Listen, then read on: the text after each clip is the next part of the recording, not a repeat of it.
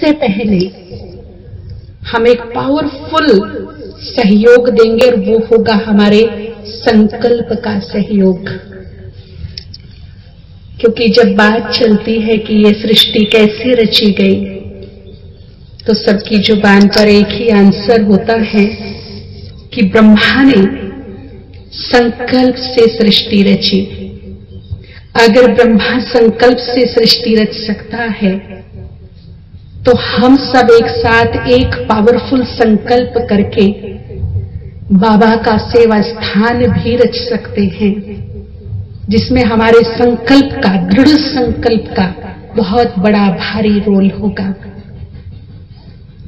दूसरा, मोदी जी ने तो ब्लैक मनी और व्हाइट मनी का शुरू किया, 50 दिन दिए, लेकिन जब ऊपर की गवर्नमेंट हमारे सफेद और ब्लैक कर्म का हिसाब किताब लेगी, तब 5 मिनट भी नहीं मिलेंगे। उससे पहले कि ऊपर की गवर्नमेंट, जो बड़े आला अफसर ऊपर बैठे हैं, जो कर्मों का हमारा सारा लेखा जोखा लेंगे, अगर आज इस वक्त वो मेरे सामने आ जाए और मेरे कर्मों का खाता खोलकर देखे कि कितने ब्लैक कर्म हैं और कितने सफेद, तो परसेंटेज किसकी ज्यादा होनी चाहिए? किसकी ज्यादा होनी चाहिए जी? सफेद। विशेष ध्यान रखेंगे कि जो धन मेरे पास है वो सुखदायी बन जाए। धन जरूर लाइए, मेहनत से, हक से कमाइए, कोई मना नहीं है, परंतु एक बात का ध्यान अवश्य रखना कि जब हम अपनी जेब में धन लाते हैं तो 2 चीजें और साथ में लाते हैं, और वो 2 चीजें होती है, किसी की दुआएं और किसी की बद्दुआएं। तो जब जेब में नोट रखें, एक बार ये भी विशेष ध्यान दे दें कि इस नोट के साथ दुआएं जा रही हैं या। दूसरी बात, जब वो मेरे हाथ में आता है तो कैसे आता है, किसने किस ढंग से कमाया है, उसको हम पवित्र धन के रूप में भी अपने संकल्प से उसको एनर्जी देकर, चार्ज करके अपने घर की भी बरकत बढ़ा सकते हैं और बाबा के सेवाओं में भी बरकत कर सकते हैं। तो एक छोटे से प्रयोग से हम शुरू करेंगे। विशेष ध्यान देंगे कि देखिए, किसान लोग जब खेती बोते हैं तो जो उनके हाथ में फसल आती है उसके वे 3 हिस्से करते हैं। एक, अपने घर का स्टॉक भरते हैं। सबसे पहले घर की पूर्ति करेंगे, पूरे साल का चावल आया, दालें आई या जो भी आया, जो घर में लगेगी, पहले वो हिस्सा निकाल लेते हैं।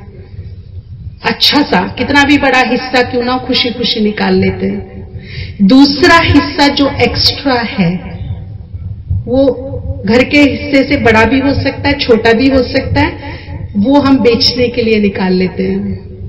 मार्केट में जाके बेच के आते हैं, पैसा ले आते हैं। एक बहुत छोटा सा हिस्सा और हम निकालते हैं, वो छोटा हिस्सा होता है, वो किस लिए निकालते हैं जी? किस लिए? नेक्स्ट फसल के लिए। बीज नहीं रखेंगे तो अगली फसल नहीं मिलेगी। और जो हम नेक्स्ट फसल के लिए रखते हैं वो हिस्सा कितना सा होता है? वो थोड़ा सा। सेम ऐसे ही कर्मों की भी दौलत है।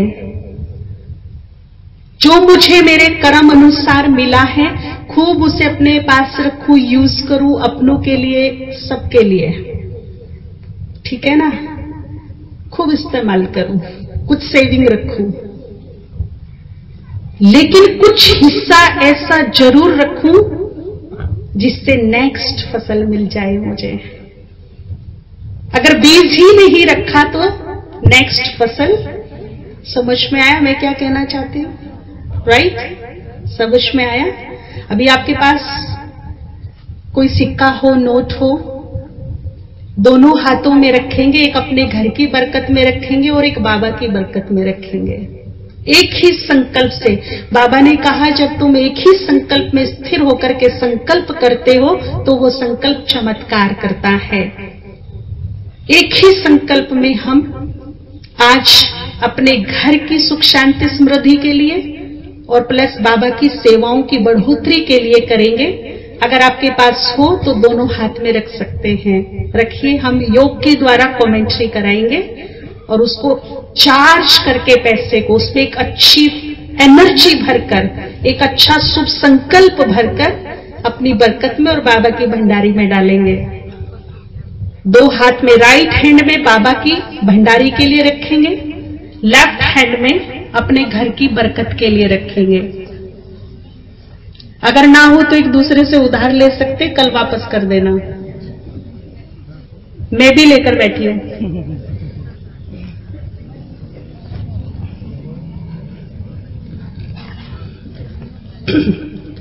पूरे विश्वास के साथ जैसा जैसा मैं बोलूं वैसा वैसा ही आप संकल्प करते हुए फील करेंगे, महाज्योति से मुझे एक तेजस्वी प्रकाश मिल रहा है और वो प्रकाश मेरे मस्तिष्क से होता हुआ मेरे हाथों में इस नोट को बहुत पावरफुल, बहुत ही चार्जेबल बना रहा है। इतना चार्जेबल बना रहा है कि ये धन को अपनी ओर आकर्षण कर लेगा, धन को आकर्षित करेगा, सुख को आकर्षित करेगा, बरकत और समृद्धि को आकर्षित करेगा। इस प्रकार का संकल्प करके हम इस नोट में एक पावरफुल पॉजिटिव एनर्जी भर के रखेंगे। एक दृढ़ संकल्प के साथ सभी 3 मिनट मेडिटेशन करेंगे। जैसा मैं बोलूं वैसा ही अपने मन को दिशा देंगे और ये फील करते हुए कि इस नोट को मेरे हाथों के माध्यम से खुद परम पिता चार्ज कर रहे हैं और मां सरस्वती जो होवनहार लक्ष्मी का रूप है वो बड़े स्नेह से, प्रेम से इस नोट को दृष्टि दे रही हैं।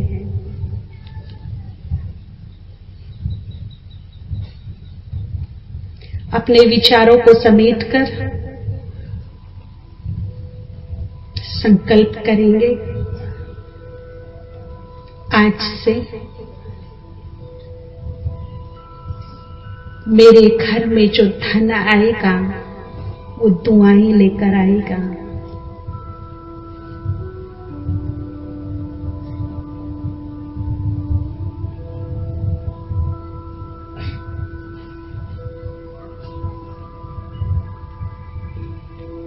मेरे हाथ से जो बाबा की सेवा में धन लगेगा वो सेवाओं में 4 चांद लगा देगा। सुंदर सौभाग्य को लेकर के आएगा,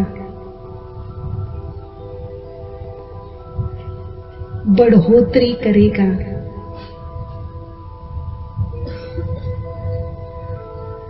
जो काम बाबा के असंभव है उस कार्य को संभव बनाएगा।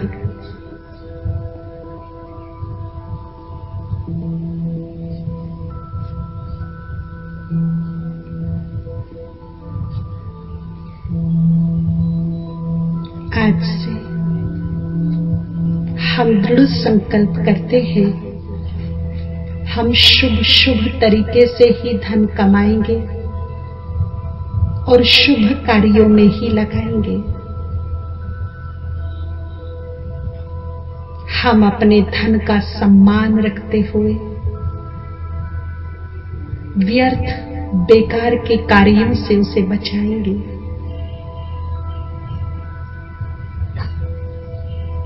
हे धन, तुम हमारी आवश्यकताओं की पूर्ति करते हो, हमें सुख साधन सब कुछ प्रदान करते हो। तुम जितने भी हमारे पास हो हम तुमसे संतुष्ट हैं और तुम्हारा तहे दिल से शुक्रिया करते हैं, शुक्रिया करते हैं।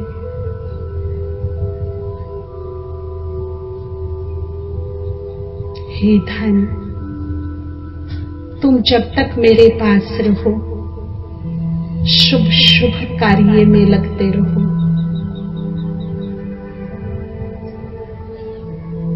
और जब मेरे हाथ से किसी और के पास जाओ, उनकी भी बिगड़ी बना देना, उन्हें भी बरकत कर देना, उनके लिए भी मंगलकारी बन जाना।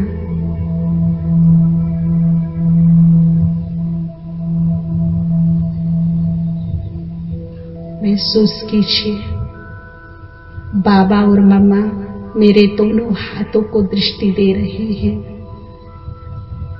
अपनी फुल पावर मेरे हाथ में रखे धन में एक पॉजिटिव एनर्जी की तरह भर रहे हैं।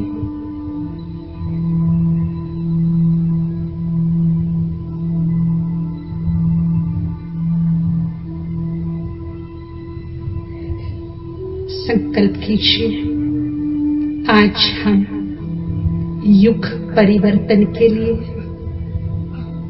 बाबा के विशेष कार्य के लिए उसके सपूत बच्चे बनकर, कमाऊ बच्चे बनकर आज दृढ़ संकल्प करते हैं।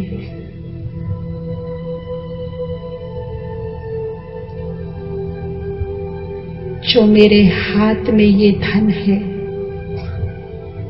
इस धन में इतनी बरकत हो, इतनी बरकत हो कि ये जो शुभ कार्य बाबा का होने जा रहा है, ये निर्विघ्न पूरा हो जाए। इस धन से नवयुग निर्माण में मेरी ओर से भी एक ईंट अवश्य लगे।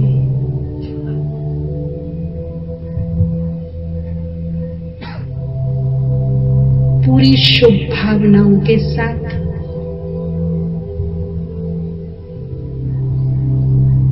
तन मन धन के सहयोग के साथ ये धन स्वेच्छा से, बड़े सम्मान से मैं बाबा को, बाबा के नए घर के लिए अर्पित करती हूँ, अर्पित करती हूँ। दूसरी मुट्ठी में जो मेरा धन है, ये मेरे घर परिवार में सुख शांति समृद्धि का वास करे। मेरे बच्चों को संस्कारी बनाए, सद्मार्ग पर लाए। मेरे घर में सबके मनों में संतोष का वास हो, चित्त में शांति हो, प्रेम की गंगा बहे, निरोगी काया हो, निर्विघ्न जीवन हो।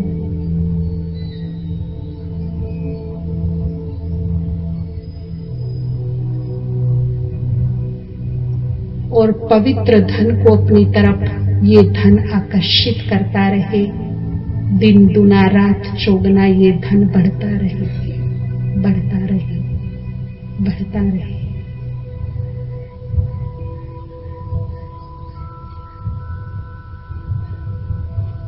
फिर से देखिए,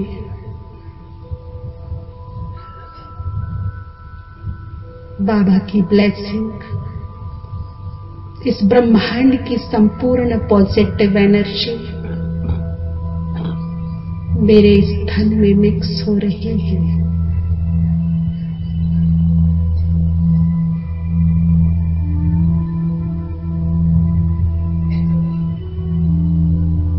अब 3 बार समस्त ब्रह्मांड की पॉजिटिव एनर्जी को खींचने के लिए, अपनी मुट्ठी में भरने के लिए ओम ध्वनि का उच्चारण करेंगे मेरे साथ। धीरे धीरे लंबा सांस लेंगे। महसूस कीजिए एक बहुत सुंदर गोल्डन प्रकाश चहुओर से आकर मेरी मुट्ठी में समा गया है। पुनः धीरे धीरे सांस लेंगे और बोलेंगे सभी मेरे साथ,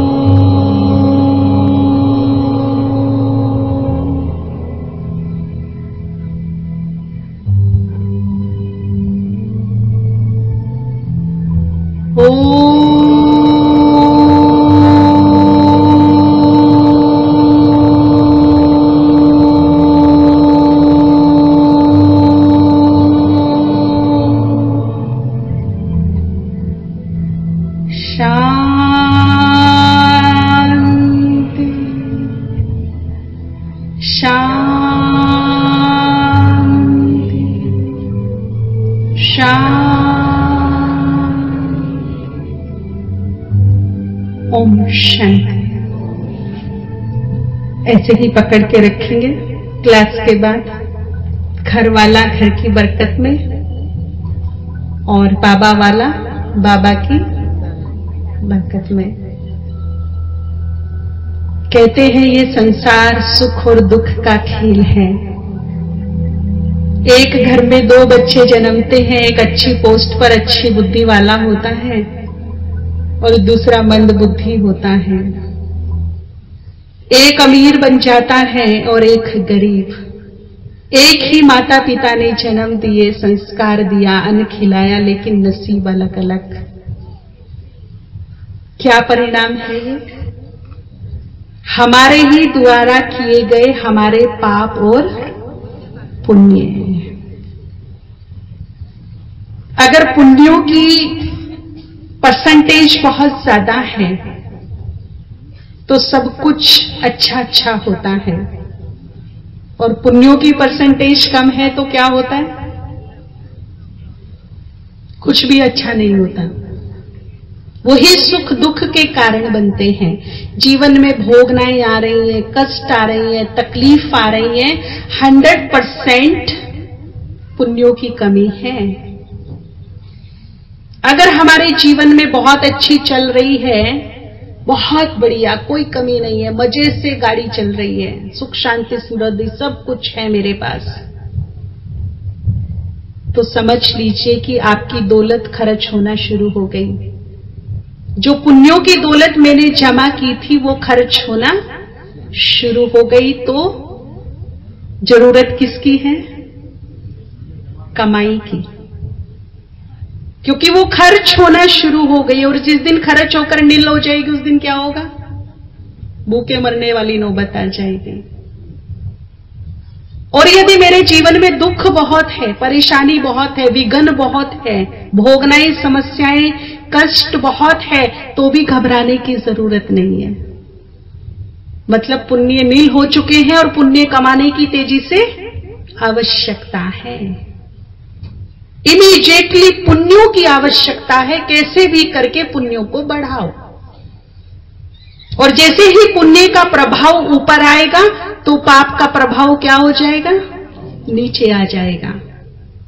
और जिस प्रभाव के कारण विघ्न, परिस्थिति, समस्याएं आ रही थी जीवन में, वे क्या हो जाएंगे? डाउन हो जाएंगे। जैसे ही पुण्य का प्रभाव बढ़ेगा, पाप का नीचे आएगा, तो भोगनाएं, पाप और कष्ट भी क्या आ जाएंगे? नीचे आ जाएंगे। चाहे स्थिति सुख में है, चाहे स्थिति दुख में है, दोनों ही स्थिति में मुझे पुण्यों की आवश्यकता है। दोनों ही स्थिति में मुझे पुण्य चाहिए।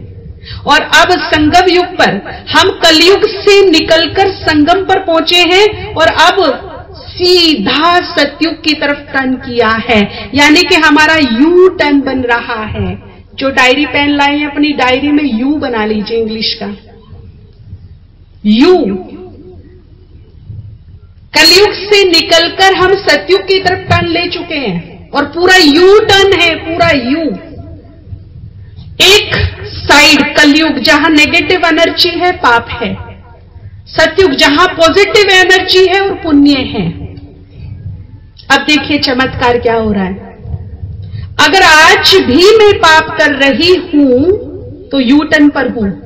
इधर से नेगेटिव एनर्जी पाप कलयुग की तरफ से एक शिरे से शुरू होता है और मैंने इधर से पाप अंदर डाला तो बाहर क्या निकल गया, इधर से दूसरी साइड में क्या है, पुण्य, पॉजिटिव एनर्जी। इधर से मैंने नेगेटिव एनर्जी डाली, पाप डाला, तो बाहर क्या निकल गया इधर से जी? समझ में आया क्या निकला? पुण्य निकला। किसी को दुख दिया, समझ लीजिए आपके बैंक बैलेंस से 1000 रुपए गए। किसी को एक बुरा शब्द बोला, आपके बैंक बैलेंस से 500 रुपए गए। लेकिन यदि इधर से मैंने किसी एक को सुख दे दिया, पुण्य कर दिया, तो इधर से क्या निकल गया, दूसरे कोने पे क्या है, पाप। वो क्या हो गया, बाहर निकल गया। बाबा कहते हैं बच्चे क्या बनो, पाप आत्मा की पुण्य आत्मा। पुण्य करते रहो, दुआएं दो, दुआएं लेते रहो, तो ये जो पाप भरे हैं ये बाहर हो जाएंगे। 2 तरीके हैं, एक योग बल, योग लगता नहीं, ये प्रॉब्लम है। क्योंकि एक कैंडल पर, एक मोमबत्ती की लो पर मैं कहूं कि चाय बना दो तो 6 महीने लग जाएंगे, चाय नहीं बनेगी। चाय बनाने के लिए मुझे उचित टेम्परेचर की आवश्यकता पड़ेगी, हाई अग्नि की आवश्यकता पड़ेगी जिसपे वो चाय बन सकती है। एक दीपक की लो पर चाय नहीं बन सकती। और मैं सोचूं एक साधारण सी याद से मेरे जन्मों जन्मों के जो जंक चढ़ी आत्मा पर, विकार चढ़े हैं, पाप चढ़े हैं, एक हल्की सी याद से, एक हल्की सी सेक से वो जल जाएंगे? इम्पॉसिबल। उसके लिए एक हाई टेम्परेचर की आवश्यकता है, जिसको बाबा ने कहा ज्वालामुखी योग। कैसी अग्नि हो उसमें, जैसी ज्वालामुखी में होती है। और वो कब होगी, जब हम अपने जीवन के 10 मिनट निकाल के उस ज्ञान सूर्य के सम्मुख बैठेंगे, महाज्योति के सम्मुख बैठेंगे, उसके महाप्रकाश के ओरे में बैठेंगे, तब वो महाप्रकाश के महावाइब्रेशंस मेरी आत्मा में प्रवेश करेंगे, तब जाकर के वो कहीं जलना शुरू होंगे। तो एक तो योग बल तरीका है, और दूसरा क्या तरीका है, दूसरा क्या तरीका? अच्छा ये बताइए कि पाप आत्मा बने कैसे, पाप चढ़े कैसे? क्या किया मैंने जो पाप चढ़ गई आत्मा पर? बोझिल बन गई आत्मा, भटक गई आत्मा। क्या किया ऐसा जी? देह अभिमान में आके क्या किया? बुरे कर्म किए ना, पाप कर्म किए ना। अब सोचने की बात है, थोड़ा आईक्यू खोल के बैठेंगे। अगर एक पाप कर्म मेरी आत्मा को बोझिल बना सकता है, मुझे भटका सकता है, तो एक पुण्य कर्म इस बोझ को उतार नहीं सकता? विचार कीजिएगा, यस या नो। अगर भोगनाई आ गई है ना जीवन में, तो सिग्नल है, इमीडिएटली तेजी से अपने पुण्यों को बढ़ाइए। अगर मैं एक पाप कर्म के प्रभाव से दुखी हो सकती हूं, तो 10 पुण्य कर्मों के, अच्छे कर्मों के प्रभाव से मैं इससे मुक्त भी हो सकती हूं। बात कर्मों की ही है, कर्मों का ही परिणाम दुख और सुख है। अगर एक पाप कर्म मुझे कष्ट तकलीफ दे सकता है, भटका सकता है, मनमुटाव दे सकता है, हार का मुंह दिखा सकता है, असफलता प्रदान कर सकता है, तो 10 पुण्य कर्म मुझे सुख भी दे सकते हैं, जीत भी दे सकते हैं। ताकत है पुण्य कर्मों में। अगर इमीडिएटली भोगनाओं से बचना है, तो मुझे परम सद्गुरु को प्रसन्न करना अति आवश्यक है। ऐसे तो बाबा से हमारे 3 रिश्ते विशेष रूप से होते हैं। बाबा ने तो खुली ऑफर दी कि सारे रिश्ते, सारे संबंध मेरे से जोड़ सकते हो, नो प्रॉब्लम, क्योंकि वो प्रकृति के बंधन में नहीं है। लेकिन विशेष तौर पर हम 3 संबंध बाबा से रखते हैं। एक नेचुरल सी जो नेचर बन गई बाबा के लिए, वो है बाबा, बाप की नेचर। एक आदत सी बन गई बाप रूप में उसको याद करने की, उससे संबंध बनाने की। जब हम कोई भी महावाक्य सुनते हैं या जब कोई भी मुरली सुनते हैं, वाणी सुनते हैं, तब वो हमारे सामने कौन से रूप में होता है? परम शिक्षक। एक बहुत ही प्यारा और अनोखा रिश्ता है बाबा के साथ। वो कौन सा है? मालूम है कौन सा है? परम सद्गुरु से हम भूले रहते हैं। लेकिन ये इतना जोरदार रिश्ता है कि इसकी वैल्यू का हमें पता नहीं। माता पिता के सामने देखिए कुछ कंडीशंस होती हैं दुनिया में भी। बच्चा कितना भी प्यारा क्यों ना हो, लेकिन यदि 4 बच्चे हैं तो चारों को बांट के देना पड़ेगा, एक को नहीं दे सकता। प्यार अलग चीज है, फर्ज अलग चीज है। जितना है उतना ही देगा बाप, पड़ोसी का नहीं दे सकता चाह कर भी। इसी तरह से शिक्षक की भी एक कंडीशन है। प्रिय स्टूडेंट कितना भी हो, लेकिन यदि पढ़ाई में कमजोर है तो जैसी मेहनत वैसा रिजल्ट। प्रिय स्टूडेंट है वो अलग बात है, प्यार अलग चीज है, लेकिन चाह कर भी कमजोर छात्र को टीचर अच्छे नंबर नहीं दे सकता, उसकी कंडीशन है। परंतु ये जो परम सद्गुरु है ये अनलिमिटेड है, इसके सामने कोई कंडीशन नहीं। अगर एक बार ये हम पर राजी हो जाए, प्रसन्न हो जाए, तो फिर जो भगवान के बारे में कहावत है कि जब भगवान देता है तो क्या देता है? छप्पर फाड़ कर देता है, ये इसके बारे में कहावत है। परम सद्गुरु एक बार यदि ये हम पे प्रसन्न हो जाए, मैं इसे राजी कर लूं, तो ये मुझे अपनी समस्त शक्ति, नमृद्धि, सर्वसिद्धि, आशीर्वाद, ब्लेसिंग, दुआएं, वरदान प्रदान कर सकता है। हर सुबह मेरी गोडली गिफ्ट से स्टार्ट हो सकती है, और कभी ना कभी भगवान ने गोडली गिफ्ट दी है जो अब तक उसकी कहावत है। एक छोटी सी बच्ची बहुत अच्छा गाती है, 5 साल की, उसने कहीं सीखा नहीं है, केवल उससे पूछा तुमने कहीं इतना अच्छा सीखा नहीं, कुछ नहीं, इतना अच्छा गाती हो, सुरों में गाती हो, कैसे? तो वो तोतला के बोलती है गॉडली गिफ्ट है मेरे पास। इसका मतलब क्या हुआ? कभी ना कभी उसने अपनी कला को भगवान के कार्य में लगाया और भगवान ने उसे क्या दे दी? जन्म जन्म के लिए क्या दे दी? गिफ्ट दे दी। गॉडली गिफ्ट लेने का समय चल रहा है अब भगवान से। जितनी चाहे गिफ्टें ले लो, बस इतनी सी लगा लो और उतनी सी, इतनी सी लगाओ और इतनी सी ले लो, सदा सदा के लिए ले लो। खुले भंडारे हैं अब उसके। अब वो देने आया है, लेने वाले चाहिए। लेने वाले के को भी तो दिल चाहिए ना, पात्र चाहिए, वो भी हर एक के बस का लेना नहीं है, लेने वाले चाहिए अभी। तो परम सद्गुरु को प्रसन्न कैसे किया जा सकता है? देखिए, जब किसी को राजी करना हो, खुश करना हो, प्रसन्न करना हो, तो 2 बात विशेष रूप से देखी जाती है कि उसे पसंद क्या है और नापसंद। जो नापसंद है वो नहीं करेंगे, और जो पसंद है वो बार बार करेंगे। क्यों करेंगे? ताकि ये खुश रहे, राजी रहे, प्रसन्न रहे हमारे से। अब परम सद्गुरु को बेहद पसंद क्या है वो बताइए, जो वो राजी हो जाए, मुझसे पर्सनली राजी हो जाए। क्या है बताइए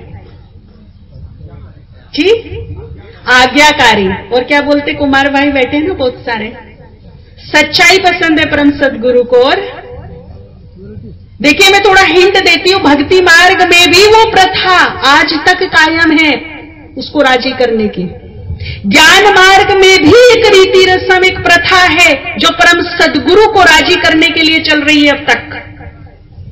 अब बताइए क्या है ऐसा जी? सेवा भाव और प्रेम भावना। और थोड़ा नजदीक आए हो आप, और क्या है, चलो थोड़ा और हिंट देती हूं।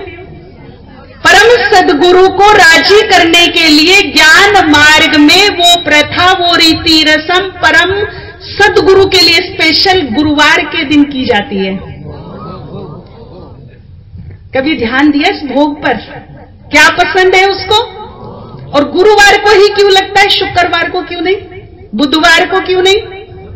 ये गुरुवार को ही क्यों लगता है भोग?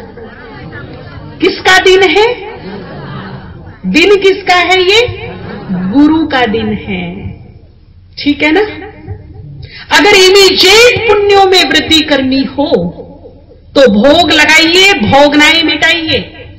सीधा सा सिद्धांत है। तेजी से हमारे पुण्यों में बढ़ोतरी होती है भोग लगाने से।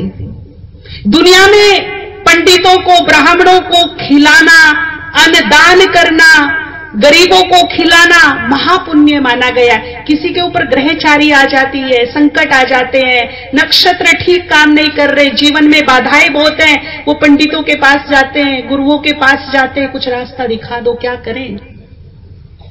तो देखिए, आपने देखा होगा इनडायरेक्टली वो भी कुछ ना कुछ दान पुण्य अवश्य कराते हैं उनसे। मंदिर में ये रखाना, पानी में ये बहा देना, पंछियों को खिला देना, ठीक है ना? कराते कि नहीं कराते? इनडायरेक्टली पुण्य कराते हैं उनसे, ताकि इमीडिएटली पुण्यों के प्रभाव से आने वाली भोगनाई क्या हो जाए, थोड़ी नीचे आ जाए। जैसे ही पुण्य का प्रभाव बढ़ेगा, पाप का प्रभाव क्या होगा और भोगनाई क्या होंगी, नीचे आ जाएंगे। कराते हैं ना? ये भोग है क्या? देखिए, जब तक हम मंदिरों में प्रसाद चढ़ाते थे, हम जो चढ़ाते थे जू का तो हमारे हाथ में मिल जाता था वापस। हम हर गुरुवार को, हर फेस्टिवल को बाबा को भोग लगाते हैं, रोज लगाते हैं, भोजन का डेली लगाते हैं। एक भी दाना तो इधर से उधर नहीं होता, जू का तू रहता है। और फिर भी कर रही है, सदियों से कर रही है, आंधी आए, तूफान आए, कुछ भी हो। कभी देखा आपने कि गुरुवार को भोग नहीं लगा? या हमने खाना बनाया हो सेंटर पर और बाबा को भोग ना लगाया हो? घरों की तो मैं बात नहीं करती, लेकिन सेंटर का ये नियम है। भूखे मर जाएंगे लेकिन बाबा को भोग लगा के खाएंगे। कोई भी सेंटर पे ऐसा नहीं होता होगा बनाया और खा लिया, पहले बाबा को ऑफर होती है, जबकि उसमें से एक भी दाना तो इधर से उधर नहीं होता, फिर भी लगाते हैं। क्या है ये भोग? आपने देखा कि जब भी कोई कर्म कांड होता है भगवान से रिलेटेड, तो बिना प्रसाद के अधूरा होता है। कोई भी पूजा पाठ भक्ति,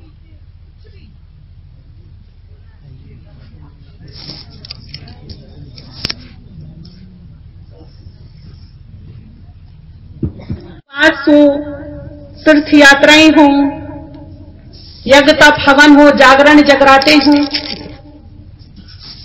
जहां भी भगवान वहां प्रसाद जरूर होता है। बिना प्रसाद के भगवान अधूरा है। व्यक्ति जन्मता है तो प्रसाद, उसके जीवन में जो भी शुभ संस्कार होते हैं तो प्रसाद। इवन जब उसका अंतिम संस्कार होता है तो हिंदू धर्म में यह मान्यता है कि जब तक उसकी तेरामी नहीं होगी, उसके नाम का प्रसाद भोग बनाकर खिला दिया ना जाए, तब तक उस आत्मा को मुक्ति नहीं मिलेगी।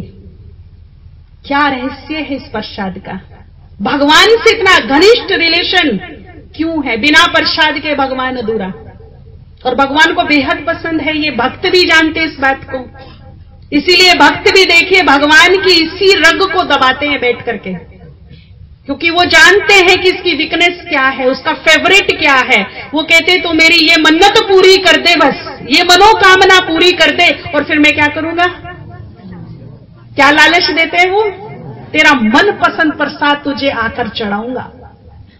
प्रसाद से लालायित कर देते हैं, भगवान को राजी कर देते हैं। तो इस प्रसाद में है क्या? जबकि दाना इधर से उधर नहीं होता और भगवान राजी हो जाता है, भगवान प्रसन्न हो जाता है, मेरे बिगड़ते काम बन जाते हैं, मेरे पुण्यों में वृद्धि हो जाती है। ये है क्या प्रसाद? एक बड़ी अजीब सी घटना इस संसार में घट रही है। इस सारी सृष्टि का जो पालन करता है, पूरी सृष्टि की जो पालना कर रहा है, वो भूखा है। सोच में पड़ गए ना? किसी के घर रोज 200 लोग भोजन खाते और वो खुद भूखा रहता हो, हजम होती है क्या ये बात? जो सारी सृष्टि का पालन करता है, पालना कर रहा है, वो खुद भूखा है। किसका भूखा है भगवान? भावनाओं का भूखा है। भाड़ा किसका देता है भगवान? लड्डू का, हलवा पूरी दाल चावल का? किसका भाड़ा देते हैं भगवान? भगवान भूखा है भावनाओं का। और ये भोग और कुछ नहीं, मेरे दिल की निस्वार्थ स्नेहमयी भावनाओं का प्रतिरूप है, जो मैं भगवान को ऑफर करती हूं। जिस भोग में, जिस प्रसाद में भावना नहीं, वो एक तो प्रसाद नहीं, दूसरा भगवान को स्वीकार नहीं। उसके लिए वो दाल पूरी लड्डू ही है, उससे ज्यादा और कुछ नहीं है, वो उसे पसंद नहीं। क्योंकि वो भूखा लड्डू का नहीं है, पूरी का नहीं है, हलवे का नहीं है, वो भूखा केवल मेरी भावना का है। और भाड़ा भी केवल भावना का ही देता है। इसीलिए दाना इधर से उधर नहीं होता, लेकिन एक चीज उसमें छोड़ता नहीं है वो, और वो है मेरी भावनाएं। उस भोग में से मेरी भावनाओं को खींच लेता है, उसकी भासना लेता है और उससे आनंदित होता है। वो भूखा भगवान तृप्त होता है, और जब वो तृप्त होता है तो फिर मुझे वो संतुष्ट करता है, मुझे तृप्त करता है, मुझे वो देता है जो मुझे चाहिए। वो सब कुछ देता है। तो भोग लगाने से इमीडिएटली पुण्यों में वृद्धि होती है। कईयों के मन में ये संकल्प आते हैं कि क्या ये भोग बाबा के पास पहुंचता भी है या यूं ही खेल पाल है। कई बार बाबा ने मुरली में कह भी दिया, बच्चे ये भोग लगाना खेल पाल है। क्यों कहा? मिस यूज किया इसका। अभी भी कर रहे हैं, बहुत सारी अपोजिट पार्टीज हो गई है ब्रह्मा कुमारीज के। कुछ अल्प बुद्धि लोग भोग लगाते, नाटक करना शुरू कर देते कि हमें ही बाबा आ गया भोग लगाते हुए। आप सोचिए, बाबा उस रथ में आता है जो पिछले 7 जन्मों से पवित्र आत्मा है। अगर वो साधारण दिमाग में आके बैठ जाए तो टुकड़े ना हो जाए ब्रेन के। इतनी पावरफुल सत्ता है वो, हर एक उसे कोई ले नहीं सकता, झेल नहीं सकता उसको। और बाबा ने कहा कि मैं इसमें उसमें सब में आता हूं, नहीं। तो ऐसे डोंगियों से बचिए, बिल्कुल बचिए। कोई कहे कि मेरे में मम्मा आती है, मेरे में शिव आता है, महाशिव आता है। एक और नाम निकाला है अभी, वो कहते हैं हम में तो महाशिव आता है, ब्रह्मा कुमारी में केवल शिव आता है। अब सोचिए, शिव की भी कैटेगरीज बना दी है, पता नहीं कितने शिव बना दिए। ठीक है ना? तो अपना तीसरा नेत्र खोल कर रखिए, यथार्थ देखिए। तो ये जो मिसयूज करने लगे थे भगवान की भावनाओं से, सीधा खिलवाड़, और इससे बड़ा सृष्टि पे महापाप नहीं हो सकता कोई। तो बाबा ने फिर कहा नहीं चाहिए तुम्हारा ऐसा भोग, प्रसाद अपने पास रखो, ये खेलपाल बाबा को नहीं चाहिए। क्योंकि वो केवल भूखा भावनाओं का है, हम उसकी भावनाओं के साथ खिलवाड़ ना करें। केवल भूखा भावनाओं का है। अब ये भोग बाबा के पास पहुंचता है या नहीं पहुंचता? क्या कहते हो, पहुंचता है? जो भोग आप भगवान को अर्पित करते हो वो उस तक पहुंचता है या यूं ही रख के आ जाते हो? जी, पहुंचता है। अगर उसमें भावना है तो 101% पहुंचता है। भावना नहीं तो कुछ कहा नहीं जा सकता। शुरू शुरू में जब बाबा व्यक्त हुए, संदेशियां भोग लगाती थी, तीनों ही टाइम लगाती थी और 2-2 मिनट का मैसेज भी लाती थी। एक बार एक संदेशी भोग लेकर के गई, बाबा ने थाली रिटर्न कर दी और कहा, बच्ची जो निमित्त आत्मा है उसको चखाओ और उसके बाद भोग की थाली लेकर आओ। स्वीकार नहीं किया बाबा ने भोग। तो वो थाली आई, जो निमित्त आत्मा थी उसने वो चखा, तो एक सब्जी में नमक नहीं था।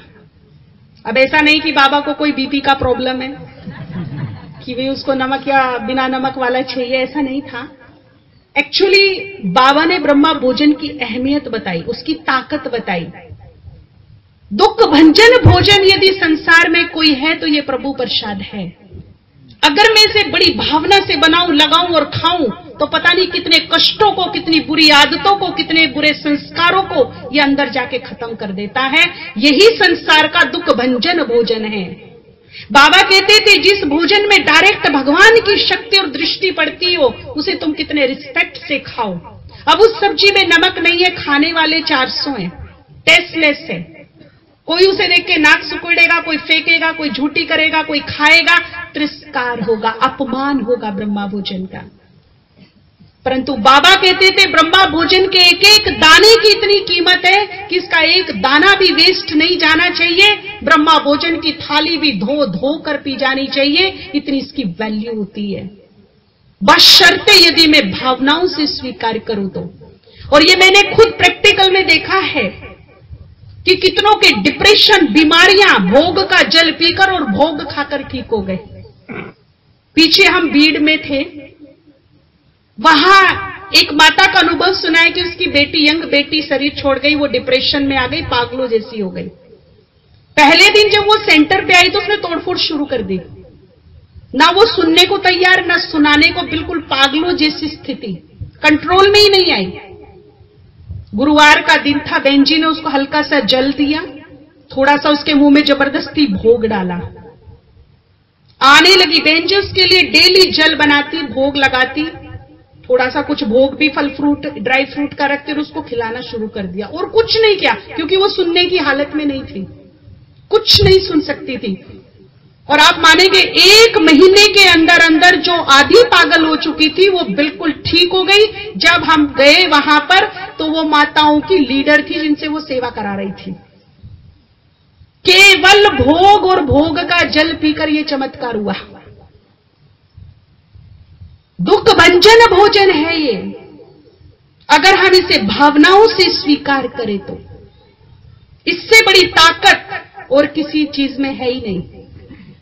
इसीलिए बाबा ने ये मिस्टेक ठीक कराई और उस दिन से ये नियम निकाला कि जो निमित्त आत्मा है, भंडारी है, वो भोजन को चखेगा और फिर बाबा को भेजेगा। लेकिन एक आत्मा जो निमित्त है, सभी चखेंगे तो वो झूठा हो जाएगा, एक आत्मा खाली।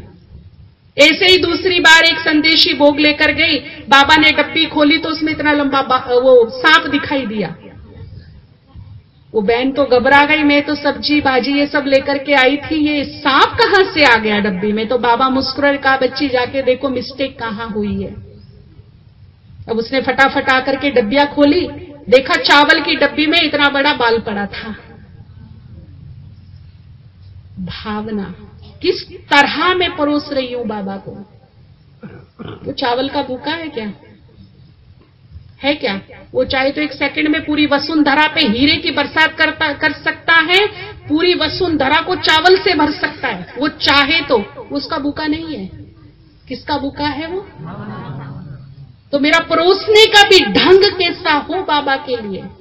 पीछे मुझे याद है एक बार, कई साल हो गए, नीचे डायमंड हॉल बना था, बाबा ने सारे इंडिया के कुमार बुलाए। जो पुराने कुमार होंगे शायद उनको याद होगा। सारे इंडिया के कुमार बाबा से मिलने गए और बात बात में बाबा ने कहा कुमार बच्चे भी बाबा को बहुत प्यार करते हैं, बाबा को भोग लगा करके खाते हैं। जो घरों से बाहर रहते, बिजनेस नौकरी आदि करते, वो खुद ही बनाते हैं, खुद बनाते तो बाबा को भोग भी लगाते हैं। तो बाबा ने कहा कुछ कुमार भाई कैसे भोग लगाते, तरीका बताया। अब देखिए, एक तो कुमार बिजी बहुत होते हैं, दूसरा भोजन उनका सब्जेक्ट नहीं है, मजबूरी से बनाना पड़ रहा है। तो मजबूरी से वो क्या बनाते हैं? खिचड़ी, पुलाव, ज्यादा से ज्यादा दाल चावल, रोटी चपाती के चक्कर में वो नहीं पड़ते हैं।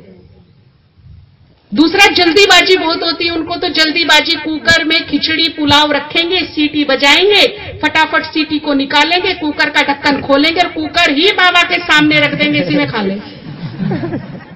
बिजी बहुत हूं, जल्दी जाना है। तो बाबा भी ऐसे ही हंसे जैसे आप सब हंसे। उन भोले भाले बच्चों से पूछो कि तुम कितने भी बिजी क्यों ना हो, जल्दी में क्यों ना हो, तुम कुकर में खा सकते हो क्या? प्लेट में निकालोगे कि नहीं? जब बच्चा नहीं खा सकता तो बाप कैसे खाएगा? तो बात काम उतारने की नहीं है, एक रीति रस्म है वो निभाने की नहीं है, बात है भावनाओं की। यहां सवाल है भावनाओं का। भावनाओं का होना जरूरी है, रीति रस्म निभाने नहीं। कि एक रीति रस्म बनी है, निभानी है तो निभानी है, उसमें भावना का नाम नहीं है तो वो भोग बाबा को पसंद नहीं। ना उसमें ताकत है, फिर ताकत भी नहीं है उसमें। भावना का होना बहुत जरूरी है। देखिए हमारे घर में 2 मेहमान आते हैं तो हम अपने एक कोने में डाइनिंग टेबल रखते हैं, भले खुद जमीन पर खाएंगे लेकिन एक डाइनिंग टेबल जरूर रखेंगे। और मोस्टली देखा जाता है कि वो जमीन पे बैठ के बड़े प्यार से खाते हैं, डाइनिंग टेबल पे नहीं खाते हैं। अपना टूटी फूटी प्लेट में खा लेंगे लेकिन कहीं ना कहीं एक अच्छा सा डिनर सेट जरूर होगा उनके घर में। किसके लिए होता है वो? मेहमानों के लिए। अपने आप जमीन पर खा रहे हैं, टूटी फूटी प्लेट में खा रही हैं, पर मेहमानों के लिए अच्छा इंतजाम करके रखा है। अब सोचिए यदि साधारण मेहमानों के लिए मैं इतना कर सकती हूं तो इस सृष्टि का जो सबसे बड़ा मेहमान बनकर मेरे घर में आया है उसके लिए मैं क्या नहीं कर सकती? कर सकती हूं, करना चाहिए या नहीं? या उसका काम उतार दो बस यूं ही? काम उतारने वाली बात नहीं, उसके लिए भी इत्मीनान से मैं बड़े अच्छे ढंग से भोग लगाऊं। अगर एक फूल भी मैं भोग की थाली पर रखूं तो ऊपर वाला विवश हो जाए उस फूल में से भी भावना लेने के लिए। इस फूल में भी भावना भरी है, काम नहीं उतारना, वो भूखा है। और मेरी ओर से मेरा भगवान एक दिन भी भूखा नहीं रहना चाहिए। ये मेरा फर्ज है, मेरा कर्तव्य है। मैं उसे भूखा ना रखूं, वो मुझे कभी भी भूखा नहीं सोने देगा। 84 जन्म का वादा है। तुम उसे भूखा ना रखो, वो तुम्हें भूखा नहीं रखेगा। तुम उसे आनंदित कर दो, वो तुम्हें आनंदित कर देगा। जो दोगे वही मिलेगा। ये लॉ ऑफ अट्रैक्शन है, प्रकृति का नियम है। ये उस विधाता का विधान है, जो दोगे वही मिलेगा। तुम काम उतारोगे, वो भी काम उतारना शुरू कर देगा। इसीलिए भावनाओं का होना मस्ट कंपल्सरी। ज्योतिष शास्त्र में बृहस्पति दशा को बड़ा ऊंचा माना गया है। बाबा भी हर दूसरे तीसरे दिन मुरली में कहता है, बच्चे अब तुम्हारे सर पर कौन सी दशा बैठ रही है और ये हमें कहां लेकर जाएगी? ये दशा हमें सीधा स्वर्ग में प्रवेश कराएगी, जहां सुख, शांति, आनंद, प्रेम सब कुछ होगा, भरपूरता होगी। तो जिसका बृहस्पति ग्रह अच्छा होता है उसके जीवन में सुख, शांति, समृद्धि होती है। दुनिया में कहते हैं बृहस्पति वीक है ना, गुरुवार का फास्ट कर लेना, पीला कपड़ा पहन लेना, है ना, ये पूजा कर लेना, ये खाना, ये नहीं खाना, उससे रिजल्ट मिलेंगे अल्पकालीन। एक जन्म में भी 2-3 साल के, 2-3 महीने के, सदाकालीन रिजल्ट नहीं मिलेंगे। अगर सदाकालीन गुरु को अपने फेवर में करना है, बृहस्पति दशा को उच्च क्वालिटी का सदा के लिए बनाना है अपनी कुंडली में, तो यहां परम सदगुरु को राजी करना पड़ेगा। तब गुरु ग्रह मेरे फेवर में आएगा, तब ये बृहस्पति दशा मेरे सर पर सदा के लिए बैठ जाएगी। और देखिए दिन भी कितना अच्छा है गुरु को प्रसन्न करने के लिए। बृहस्पति, इसका मीनिंग क्या है? संस्कृत शब्द है ये, वृक्ष प्लस पति बनता है बृहस्पति। वृक्ष प्लस पति। आपके घर में एक पौधा है, उसको देखा कि वो सूख रहा है, मुरझा रहा है, तो क्या आपके मन में संकल्प आएगा? जैसे उसे मुरझाया हुआ देखेंगे तो क्या संकल्प आएगा आपके मन में? पानी डालें। आपने मुरझाए हुए पत्ते, फूल, कलियां ये सब देखी थी, लेकिन पानी किसे दे रही है? पत्ते, फूल, कलियों को पानी पिला रही है, कहीं और दे रही है? मुरझाए हुए तो पत्ते, फूल, कलियां हैं, जड़ें तो मुरझाई हुई नहीं है, लेकिन फिर भी पानी कहां दे रही है हम? जड़ों को। आपने एक चीज और नोट की, जब हम जड़ में पानी डालते हैं तो हमारी आंखों के सामने वो और नीचे जाता है ना? हमारे ही सामने और नीचे जाता है, और वृक्ष के अस्तित्व को टच होकर के ऑटोमेटिकली कहां तक पहुंचता है? चोटी तक। नेक्स्ट डे जब देखोगे तो वृक्ष कैसा दिखाई देगा? हरा भरा। जल कहां डाला? जड़ से और नीचे गया, उसके अस्तित्व को, रूट को टच हुआ, ऑटोमेटिकली कहां पहुंच गया? चोटी तक। बृहस्पति क्या है? ये बृहस्पति ये पूरी सृष्टि मनुष्य आत्माओं की एक वृक्ष की तरह है, जिसको बाबा ने नाम दिया है कल्प वृक्ष। और इसका बीज कौन है जी? इसका बीज है सत्यम शिवम सुंदरम, परम पिता परमात्मा। जब हम अपनी भावनाओं का जल उसको प्रदान करते हैं, तो वो जल केवल बीज तक सीमित नहीं रहता। बीज से, जड़ों से होता हुआ टहनियों में, टहनों में, फूल और पत्तियों में, सब में फैलता है। और यहां से मेरे पुण्य उदय होने शुरू होते हैं, यहां से मेरे सुंदर कर्म की शुरुआत होती है, जिसे बाबा कहते हैं बच्चे तुम एक कर्म करते हो भगवान के निमित्त, और रिटर्न कितना मिलता है? पदम गुणा। वो इस तरह मिलता है। मैंने केवल बीज के लिए किया, लेकिन जो बीज के लिए किया वो पूरे वृक्ष में फैल गया। और जब वो रिटर्न होकर के मेरे पास आया, तो एक का कितना बन गया होता है?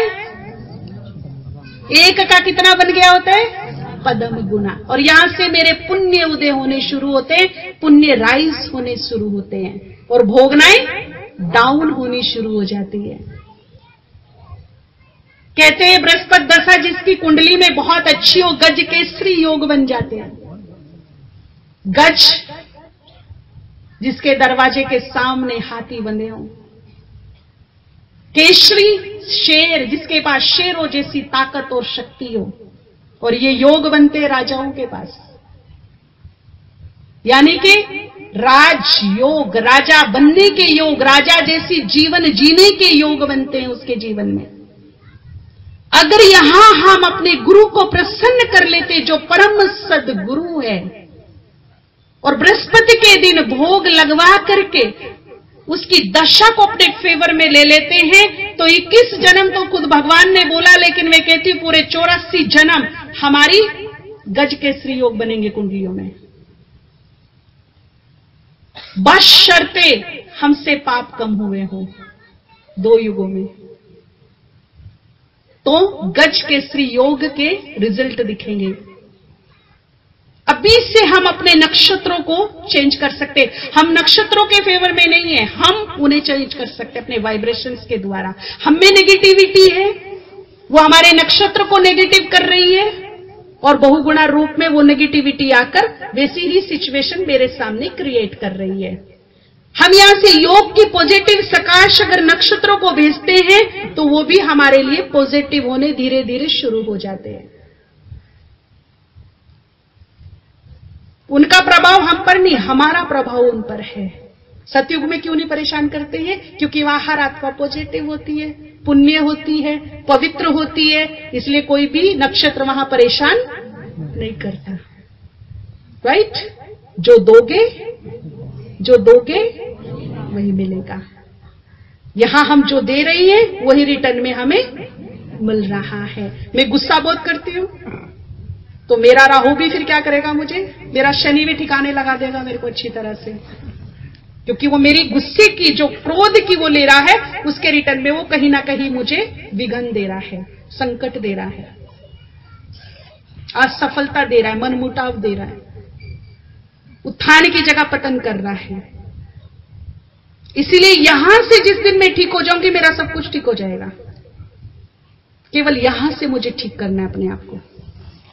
तो बृहस्पति दशा यदि मेरी कुंडली में सदा सदा के लिए हो जाए, तो सोचने की बात है क्या? है क्या? बाबा कहते हैं अभी कौन सी दशा है, लेकिन जब हम कोई पाप कर लेते तो बाबा क्या कहते हैं? अभी कौन सी दशा बैठ गई? जो पाप करते उसके सर पे राहु की दशा बैठी है, यानी कि दुखदायी स्थितियां बन रही हैं। तो भोग लगाने से इमीडिएटली पुण्यों में वृद्धि कैसे होती है? देखिए, जब हमारे मन में संकल्प आता है, कल मैंने कहा बाबा किसका है या पड़ोसी का, तो मेरों के लिए कुछ कर्तव्य होते हैं। तो आज से एक दृढ़ संकल्प करके जाएंगे यहां से, बाबा मेरा है, भोग लगवाना मेरा फर्ज है, बहनों को कहने की आवश्यकता ना पड़े। आपके घर में कोई मेहमान आ जाए तो पड़ोसी को कहना पड़ता है कि किसको भोजन खिला देना, या मेरा खुद का फर्ज होता है उसको खिलाना है? इस सभा में कितने भाई बहने बैठे हैं अभी फिलहाल? लगभग कितने होंगे जी? कितने होंगे? 400 जी? 400, 450, 500 बैठे हैं। एक साल में कितने गुरुवार आते हैं? 52। 10 फेस्टिवल लगा लो बड़े बड़े, होली, दिवाली, मम्मा डे, बाबा डे, दादी डे, है ना, राखी, जन्माष्टमी, ऐसे हमारे 10 बड़े बड़े पूरे साल के फेस्टिवल, और 52 गुरुवार कितने हो जाते हैं? 62। और बैठे कितने हैं यहाँ पे? 500। अगर हम 10 लोगों का भी एक ग्रुप बनाएं तो एक बड़ा ब्रह्मा भोजन साल का और एक गुरुवार को बड़ी इजीली बाबा को और बाबा के बच्चों को नहीं खिला सकते हम? सोचिए, यस या नो? खिला सकते हैं ना। और जिसमें हर तरीके से मेरा पुण्य होने वाला है, मेरी भोगनाई जाने वाली है, मेरा कष्ट जाने वाला है। कैसे जाएगा वो मैं अभी बताती हूं आपको। बस शर्ते मेरी भावनाओं में स्वार्थ मिक्स ना हो। स्वार्थ से नहीं, भावनाओं से काम चलेगा। मेरा कर्तव्य, मेरा फर्ज मेरे दिमाग में हो। जब मैं यहां संकल्प करती हूं कि आज का गुरुवार मुझे बाबा के साथ सेलिब्रेट करना है, आज मुझे अपनी तकदीर को बढ़ाना है, अपनी किस्मत को चमकाना है। पर ऐसा नहीं कि लो बहन जी पकड़ो पैसा, कल भोग लगा देना। बहन जी ने कहा भैया आ तो जाना सुबह भोग में। नहीं बहन जी कल तो बहुत बिजी हूं, नहीं आ सकता। अच्छा, फिर बहन जी ने दोपहर को फोन किया, भैया भोग खाने तो आ जाओ। देखूंगा बहन जी, टाइम मिला तो आ जाऊंगा, नहीं तो नहीं। लग गया भोग। तो जब बहन जी भोग लेके बाबा के पास जाएगी तो बाबा भी कहेगा ठीक है बच्चे, बाबा बच्चे को याद प्यार दे देना। जैसी जिसकी भावना। अब एक माता जिसकी आर्थिक स्थिति अच्छी नहीं है, लेकिन उसने 10-10 पैसा, 1-1 रुपया 10 दिन से 15 दिन से बचाया, पैदल चल के बाजार में गई, कुछ अच्छे फ्रूट्स ढूंढ के लाई, अपने हाथों से फूल की माला बना करके लेके आई। बूढ़े हाथ कांपते हुए बहन जी के पास आके बोलती है, बहन जी मेरे ये 3 फूल बाबा की थाली में रख लेना। बड़ी श्रद्धा और बड़ी भावना से लेकर आई हूं, पेट पे पट्टी बांध कर, बचा बचा कर तब लेकर आई हूं। बहन जी ने बड़े रिस्पेक्ट से उसके फ्रूट पकड़े, थाली में रख दिए। बाबा के पास थाली जाती है। अब देखिए क्या होता है। भगवान भी मुस्कुराते, अपने सिंहासन को छोड़ते हैं, 10 कदम आगे बढ़ते हैं, दोनों हाथ फैलाकर वो सर झुकाकर थाली लेते हैं, क्योंकि वो केवल भूखा भावनाओं का है, वो किसी के पकवानों का भूखा नहीं है। इस तरह से हम भगवान को राजी कर सकते हैं, बांध सकते हैं। स्वार्थ मिक्स ना हो, काम उतारने वाली बात ना हो, दिल से हो उसके लिए जो कुछ भी हो, दिल से। तो एक तो जब संकल्प करें हम भावनाओं से करें। देखिए अगर मैंने संकल्प किया मुझे मेरे बाबा को भोग लगाना है तो क्या होगा बताइए, क्या होगा? जिसके केवल नाम को जपने मात्र से विघ्न नष्ट हो जाते हैं। महामृत्युंजय मंत्र को यह कहा गया है कि महामृत्युंजय मंत्र का यदि विधिवत जाप कर लिया जाए तो आई हुई मृत्यु को टालने की ताकत रखता है ये। और महामृत्युंजय मंत्र और कुछ नहीं है, भगवान का एक नाम है, शिव का एक नाम है, जिसको केवल जपने से मृत्यु को भगाया जा सकता है, विघ्नों को, संकटों को, आपदाओं को टाला जा सकता है। जिसके नाम में इतनी ताकत है, खाली अगर उसकी दृष्टि मुझ पर पड़ जाए, जिसे हम कहते हैं कृपा दृष्टि, अगर उसकी दृष्टि मुझ पर पड़ जाए तो किसी की क्या ताकत है कोई मेरी बिगाड़ सके? दुनिया में है ताकत। तो जैसे ही मेरे दिल में भगवान के प्रति भावना पैदा होती है, मैं उसकी दृष्टि की पात्र बन जाती हूं। उसकी दृष्टि मुझे मिलने लगती है, उसकी दृष्टि मुझ पर पड़ने लगती है। और जिसको भगवान की दृष्टि मिलने लगे उसकी तो किस्मत वैसे ही बन जाती है, उसके तो विघ्न ऐसे ही नष्ट हो जाते हैं। वहां विघ्न दुख रहते ही नहीं है। इस तरह पुण्य राइस होते हैं। दूसरी बात देखिए, जो बाबा का भोग बनता है ये कहां बनाते हैं हम लोग? स्थान का बड़ा भारी महत्व होता है। स्थान जो मैंने अभी पैसा भी चार्ज करा वो इसी स्थान के लिए कराया। इस स्थान का बड़ा भारी महत्व है। आने वाले समय में पता चलेगा कि इन स्थानों का कितना बड़ा भारी महत्व है हम लोगों के लिए। जब ये आपका सेंटर है ना, इतने बड़े सेंटर में जब हजारों लोग शरण लेंगे और यही सुरक्षित स्थान होगा विनाश काल में, इन स्थानों का महत्व है। आज कलयुग में आप देख लीजिए, किसी का घर, कहीं भी कोई भी स्थान देख लीजिए, केवल धार्मिक स्थानों को छोड़कर कहीं भी प्योरिटी नहीं है। इम्प्योरिटी का वाइब्रेशन 99% है पूरी दुनिया में। लेकिन ये कुछ धार्मिक स्थान और बाबा के घर, ये संपूर्ण पवित्र स्थान है। ये ऐसे स्थान है जहां सैकड़ों साधक बैठकर साधना करते हैं, जहां रोज भगवान के महावाक्यों को सुना और सुनाया जाता है। ये वो स्थान है जहां प्रभु मिलन होता है, जहां भटकते हुए राही आते हैं और उन्हें मंजिल मिल जाती है। ये वो स्थान है जहां दुखों वाले लोग आते हैं और सुखों को लेकर जाते हैं, जहां दुर्भाग्यशाली आते हैं और भाग्यशाली बन जाते हैं, जहां गरीब आते हैं और धनवान बन के जाते हैं। ये वो स्थान है जहां प्रभु मिलन होता है, जहां आत्मा और परमात्मा का मिलन कराया जाता है। ये वो स्थान है। इन स्थानों का बड़ा भारी महत्व है, जहां बाल ब्रह्मचारी रहते हैं, जहां इम्प्योरिटी का नाम निशान नहीं। ऐसे पवित्र स्थानों पर यह भगवान का भोग बनाया जाता है। पवित्र वातावरण में महासत्ता, परम पवित्र सत्ता के लिए भोग बनेगा तो स्थान कैसा होना चाहिए? स्वच्छ के साथ पवित्र होना चाहिए। ऐसे पवित्र धरनी पर बाबा का भोग बनता है। बनाते कौन है? मैं एक बात कहना चाहूंगी सभा में कि जो अपने आप को महारथी समझते हैं, नियम धारणाओं में स्ट्रांग समझते हैं, इस अपॉर्चुनिटी को ना छोड़े। बहुत बड़ा मौका है ये। जितना भोग लगाने का महत्व है इतना ही बनाने का भी महत्व है, पर शर्त एक है कि नियम मर्यादाओं में स्ट्रांग।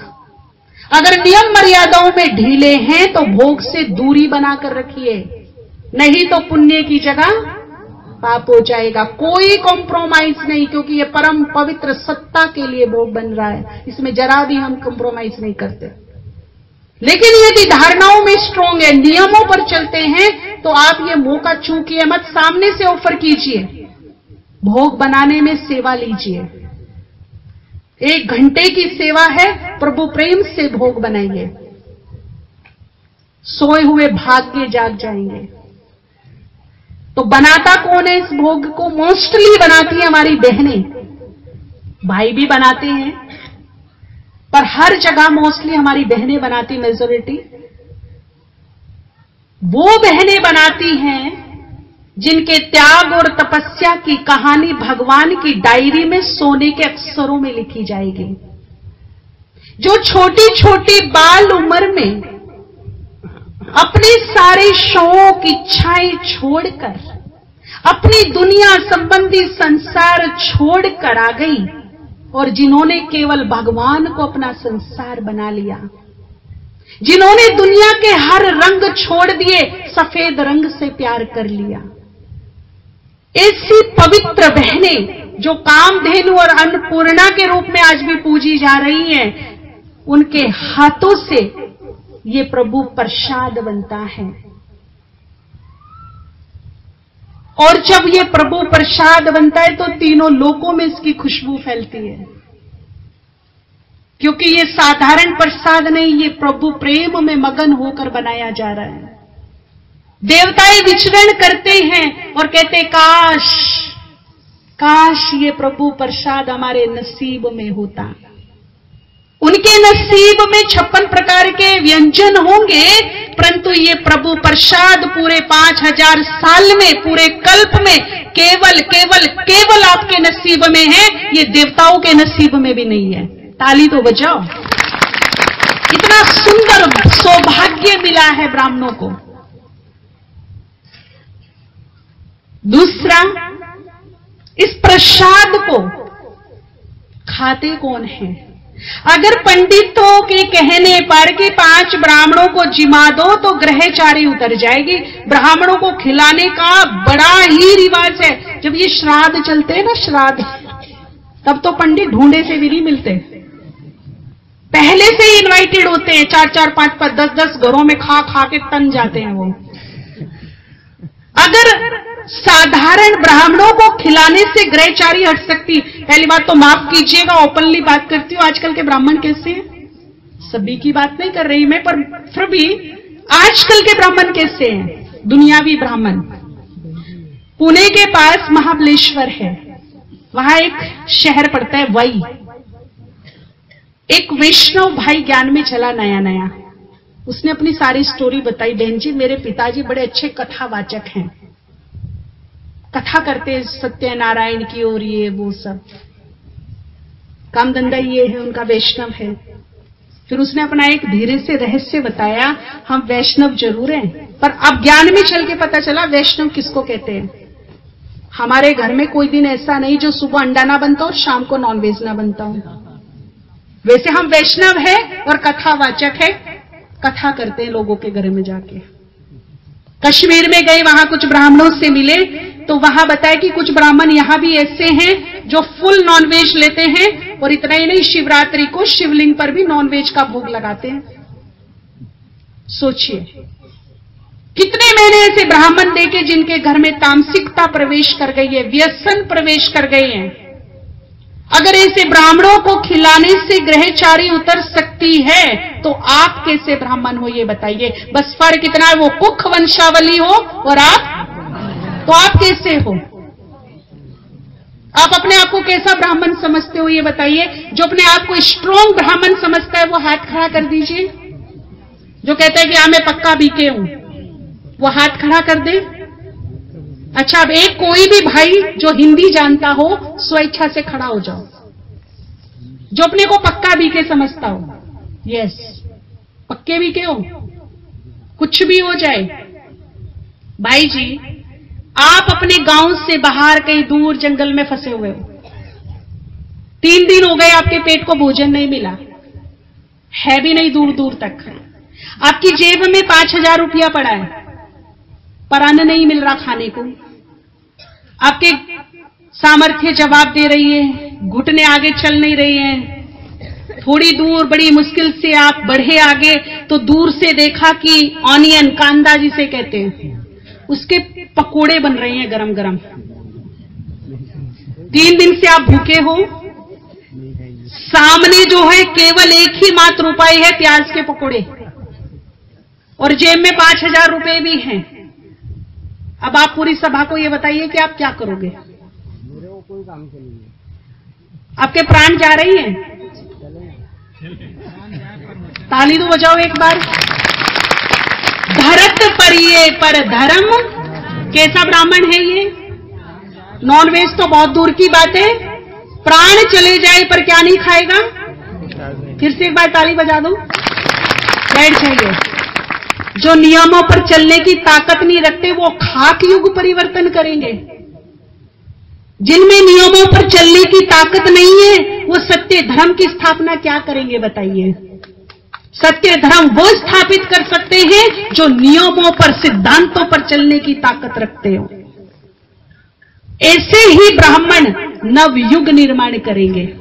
मर तो जाएंगे पर नियम नहीं छोड़ेंगे। इसे कहा गया धरत परिये पर धर्म न छोड़िए। तभी धर्म में बल आता है, तभी उस धर्म में बल आता है, वरना बलहीन धर्म है। अगर ऐसे ब्राह्मण मेरे सामने बैठे हैं, ये खा ले जिसे खुद शिव कहता है कि यही तो मेरी संतान है, जिसे ब्रह्मा भी बड़े गर्व से कहता है तुम ही तो मेरे बच्चे हो, और मां जगदम्बा सर उठा के कहती हो तुम ही तो मेरे पुत्र और पुत्रियां हो, और साक्षात अगर विष्णु करा दे तो कहकर चला जाता है तत्वम। तत्त्वम कहकर चला जाता है अगर साक्षात्कार करा दे तो।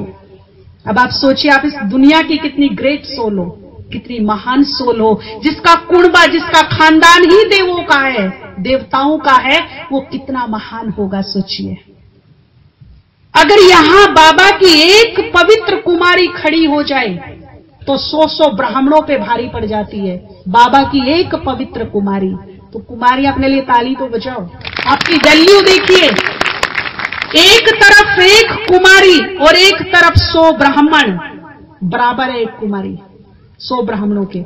100 ब्राह्मण को खिला दो और बाबा की एक पवित्र कुमारी को खिला दो, बराबर फल मिलेगा।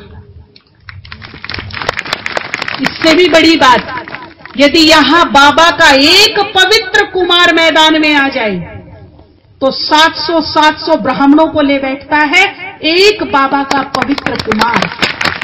700 ब्राह्मणों की वैल्यू एक तरफ है और एक बाबा के पवित्र कुमार की वैल्यू एक तरफ है। एक बाबा के पवित्र कुमार को खिला दो और 700 ब्राह्मणों का फल पालो, ये ताकत यहां रखते हैं।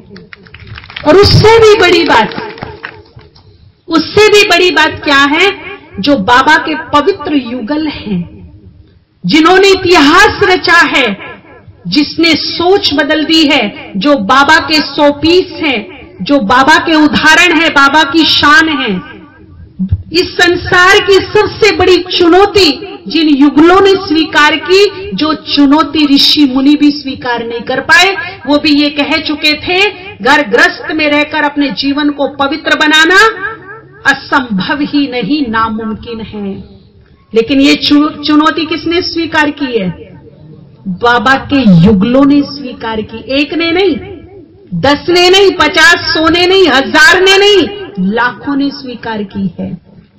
लाखों बाबा के युगल आज पवित्र जीवन इसी घर ग्रस्त में रह करके जी रही है और उन ऋषि मुनियों को जवाब दे रही है कि जिस चुनौती से डरकर तुम हिमालय की तरफ चले गए, जंगलों में चले गए, उस चुनौती को हमने इसी कीचड़ में रहकर स्वीकार किया और कमल बनकर दिखाया। अगर ऐसे पवित्र युगल केवल 2 युगल अगर सामने आ जाएं तो 1000 ऋषि मुनियों पे भारी पड़ जाते हैं ऐसे पवित्र युगल बाबा के।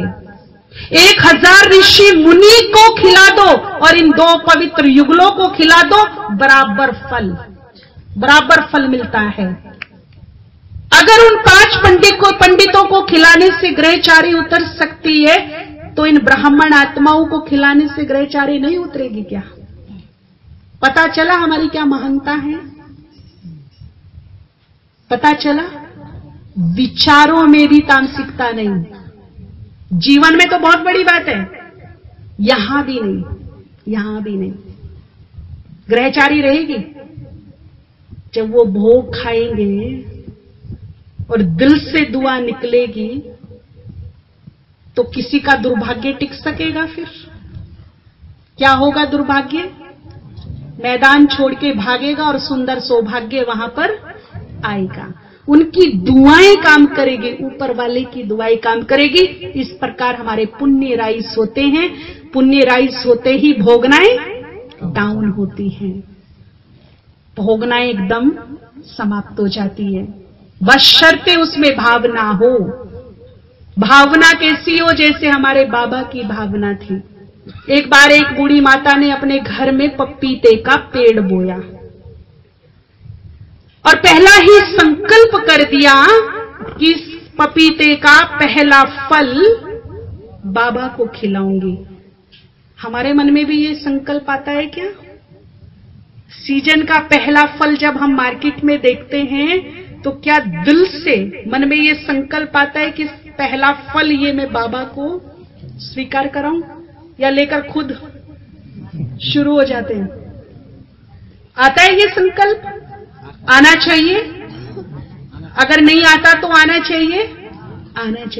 और ये मेरा अपना पर्सनली अनुभव है। जो चीज मैं बाबा के लिए श्रद्धा से निकाल के रखती हूँ, मेरे पास हर चीज खत्म हो सकती पर वो कभी नहीं खत्म होगी, बढ़ चढ़कर मेरे पास रहती है वो चीज। क्योंकि बाबा लेता नहीं, दिल देख कर फिर क्या करता है? देता है। लेता नहीं, लेकिन दिल देख कर देता है वो। और ये खुद का एक्सपीरियंस है मेरा। जब हम लोग पढ़ते थे तो हम भी अपना पूरे हफ्ते का पैसा बचाते थे। एक तो ज्ञान सरोवर बन रहा था और बड़ी दादी ने कहा था कि सबके एक एक रुपया इसमें जरूर पड़ना चाहिए, कम से कम बाबा के बच्चों से ही ज्ञान सरोवर बनेगा। ठीक है ना, एक एक रुपये से बनेगा। जो जितना डाल सके वो डाल सके यथाशक्ति, वरना एक रुपया तो रिक्शा चलाने वाला भी डालेगा।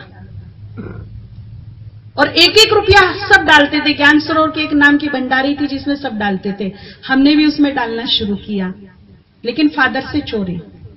एक बार फादर को डालते हुए देखा तो फादर को बोला हम भी तो डालेंगे, आपने तो भाग्य बना लिया अपना।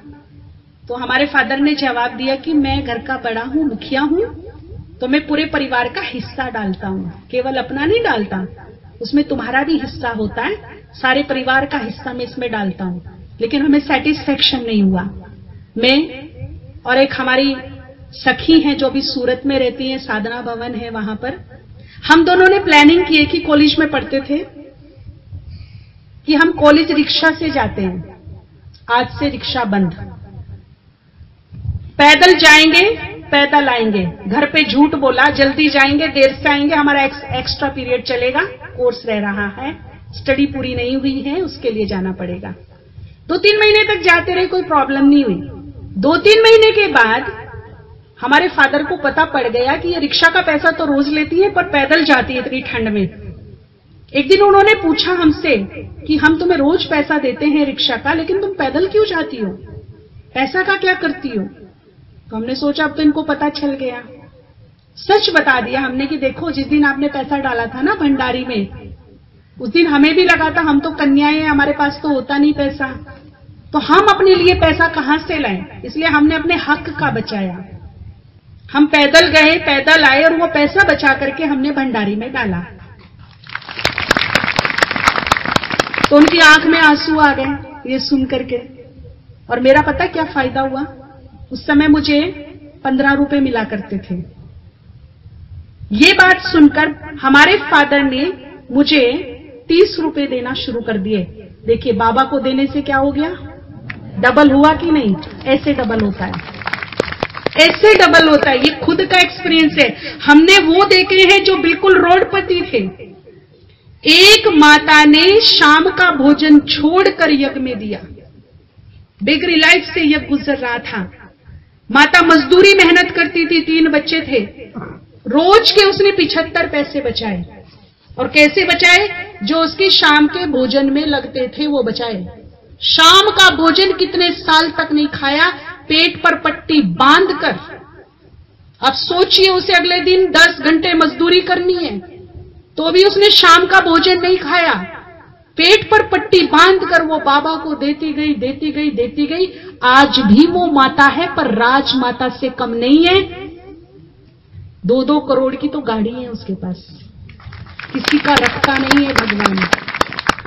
एक बार दिल देखता है बस, और फिर जब वो भरता है ना तो ऐसे भरता है कि संभाले से संभलता नहीं है। फिर वो ऐसे रिटर्न करता है, दोगे तो आएगा, बस शर्ते उसमें स्वार्थ ना हो, केवल केवल केवल क्या हो, भावनाएं हो, शुभ भावनाएं। फिर देखिए बरकत कैसे होती है। एक हाथ दो उधर से लो। और ये एक लॉ ऑफ अट्रैक्शन है। जो धन हम पुण्य के कार्य में लगाते हैं, मान लीजिए मेरी सामर्थ्य 2 रुपये है, मैंने 2 रुपये पुण्यों के कार्य में लगाए, वो 2 रुपये में एक ऐसी एनर्जी क्रिएट होगी, एक ऐसा अट्रैक्शन बनेगा कि वो 2 रुपये 2000 को खींच के लाएगा और उसी जेब में डालेगा जिस जेब से 2 रुपये निकले। आजमा के देखिए आप, 2 रुपये लगाए, उस जेब से 2 रुपये निकले, पुण्य के कार्यों में लगे, पॉजिटिव एनर्जी भरी, अट्रैक्शन पावर बढ़ी, और वो पुण्य वाला धन और धन को अट्रैक्ट करेगा, अपनी तरफ खींचेगा और 2 की बजाय 200 2000 आपकी जेब में डालेगा वापस। ये भी सिद्धांत है। सिद्धांत है ये। तो भावना ऐसी हो जैसी उस माता की थी, घर में पेड़ बोया पपीते का और संकल्प किया कि पहला फल बाबा को खिलाएंगे। अब हमने भी ये संकल्प किया था। हम बुधवार को ना, जब तक ज्ञान सरोवर की भंडारी नहीं थी, डेली बुधवार को जाते थे, चुन चुन के शहर के सबसे अच्छे फ्रूट खरीद के लाते थे और बाबा की थाली में रखते थे। आज हालात ये है, हमारे पास इतने फल आते हैं, कमरा भरा पड़ा रहता है फलों से, दोनों हाथों से खूब बांटते फिर भी खत्म नहीं होते। थक गए फलों से हम। इतनी बरकत होती है, सोचा भी नहीं था इतने फल। और ऐसे देश विदेश से फल आते जिनके हम नाम भी नहीं जानते, टेस्ट भी नहीं जानते। ये कहते है क्या? पूरे विश्व के फल हमारे पास होते हैं। इतना सा फल बाबा को दिया और रिटर्न में क्या कर दिया उसने? घर भर दिया, रियली घर भर दिया। अभी भी इतने छोड़ के आए, सबको बोल के बांट दो, दे दो सबको। और वो जो लेते हैं ना, बांटते हैं जिनको, वो भी थक गए, कहते बहन जी पहले ही पड़े हैं अभी तुम कितने खाएं आखिर, बताओ। इतने से फल दिए और भरता ही जा रहा है, भरता ही जा रहा है, भरता ही जा रहा है, कहीं एंड होने का नाम ही नहीं है। ऐसे बरकत होती है, ऐसे बरकत होती है। अब वो पेड़ बड़ा होने लगा, फल आया। जब फल आया तो माता जी का तो सपना पूरा हो गया कि इसको तो मैं बाबा को खिलाऊंगी। और फल भी पता है कितना बड़ा, जो फुल साइज होता है पपीते का, 2-2.5 किलो, 2-2.5 किलो का पपीता, इतना मोटा। अखबार में लपेटा और माता जी पहुंच गई आबू पपीता लेकर के। गेट पर ही मिल गए बाबा उसको खड़े हुए। अब माता जी भी बूढ़ी थी, राजस्थानी। बाबा आपके लिए ये पपीता लेकर आई हूं, बड़ी श्रद्धा से लेकर आई हूं। जिस दिन ये पेड़ बोया था ना, उसी दिन सोच लिया था इसका फल मैं अपने बाबा को अपने हाथों से खिलाऊंगी। आप इसे स्वीकार करो बाबा। बाबा उसकी भावना देखता रह गया। इतनी दूर से केवल पपीता लेकर आई है। बाबा की आंखें नम हो गई और बाबा ने कहा चलो बच्ची, बाबा के रूम में चलो और बड़े प्यार से बाबा को काट करके खिलाओ, अपने हाथ से खिलाओ बाबा को। चाकू थाली आ गया, बाबा के कमरे में दोनों बैठे। जब भाग्य की रेखा बदली तो तुम थे और हम थे। उधर भाग्य बदल रहा था। वही सीन था जैसे शबरी ने बेर राम को खिलाए, जैसे श्री कृष्ण ने रोटी विदुर के घर खाई जमीन पर बैठकर। वही सीन था। माता उस पपीते को काटती जाती, बाबा को खिलाती, और बाबा इतना आनंदित, वाह बच्ची वाह, वाह बच्ची वाह, क्या पपीता है, वाह बच्ची वाह। बाबा को बहुत आनंद आ गया, मजा आ गया। वाह वाह वाह वाह करते हुए पूरा पपीता खा गए। लास्ट में इतना सा बचा, जो लास्ट वाला पीस था। तो माता ने कहा बाबा ये मुझे खिला दो। बात पपीते की नहीं थी, बात थी बाबा के हाथ से खाने की। बाबा ने कहा बच्ची ये तो तुम बाबा के लिए लाई हो ना, ये हम तुम्हें नहीं खिलाएंगे। बाबा थोड़ा सा, लास्ट ही तो है, थोड़ा सा खिला दो। तो बाबा के हाथ से खाने की इच्छा थी। इतना विवश किया माता ने बाबा को कि बाबा खिलाना नहीं चाहता था, उसको बिल्कुल खिलाना नहीं चाहता था। लेकिन वो बाबा से इतनी जिद करने लगी कि बाबा को खिलाना पड़ा। और अब पता क्या हुआ फिर? जैसे ही माता के मुंह में पपीता रखा, इतना बड़ा, माता ने ऐसा टेढ़ा मुंह किया, उसे हाथ में निकाल लिया और बड़ा गंदा सा मुंह बनाया। पपीता महाकड़वा था, बहुत कड़वा, बिल्कुल कड़वा पपीता था वो। और बाबा 2.5 किलो खा गया। चेहरे पे शिकन नहीं, वाह वाह वाह वाह करता हुआ खा गया। फूका है वो, पपीते का नहीं। कैसे खा गया वो? भावनाओं से खा गया। अब वो माता तो रोने लगी, बाबा ये मैंने क्या कर दिया, मेरे हाथों से ही क्या हो गया, इतना कड़वा पपीता, इतना सा मेरे से नहीं खाया गया, आपने 2.5 किलो खा लिया, कैसे? चेहरे पे शिकन भी नहीं, मुस्कुराते हुए, झूमते हुए, वाह वाह करते हुए खा गए। कैसे कैसे खा गए आप? बच्चे की तरह रोने लगी, जो छोटे बच्चे रोते हैं ना, ऐसे रोने लगे। बाबा ने दोनों हाथों से उसके आंसू पोंछे, उसका चेहरा ऐसे पकड़ा और बड़े प्यार से कहा, बच्ची पपीता कौन खा रहा था? किसने पपीता खाया? बाबा तो तुम्हारी मिश्री से भी मीठी भावनाओं का स्वाद ले लेकर आनंदित हो रहा था। तुम्हारी जो भावनाएं थी ना, वो तो मिश्री से भी मीठी थी। उस मिश्री से मीठी भावनाओं ने पपीते की कड़वाहट को ढक दिया। वो कड़वाहट पता ही नहीं चली उसको।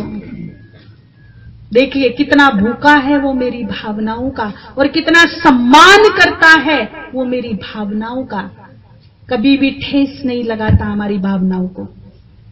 एक शिव भक्त जो पानी भी शिव को अर्पित करके पीता है, पानी भी अर्पित करके पीता है शिव को। हम कितनी बार पानी पीते हैं दिन में? बोलिए, 5, 6, 10 बार पीते हैं ना? सच्ची बताइए कितनी बार बाबा याद आता है पानी पीते हुए? आता है क्या? सामने गिलास और गड़गड़ गड़गड़ गड़ अंदर आता है बाबा याद। लेकिन आप एक भक्त को देखिए, वो जल भी शिव को अर्पित करके फिर पीता है। कैसा भक्त होगा सोचिए।